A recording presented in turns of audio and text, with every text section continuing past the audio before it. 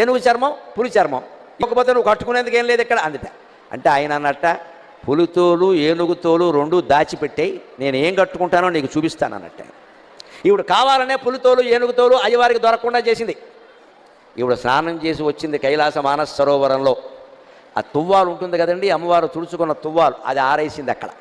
ఆయన వెంటనే దాన్ని ధరించాట వస్త్రంగా. అమ్మవారు స్నానం చేసి తుడుచుకున్న తువ్వాలని శివుడు ధరించాడు. అదేమిటి అంటే ఇది అచ్చం పులితోలు ఏనుగుతోలు రెండు కలిపినట్టుగా ఉంది అన్నట్టు. ఎందుకని?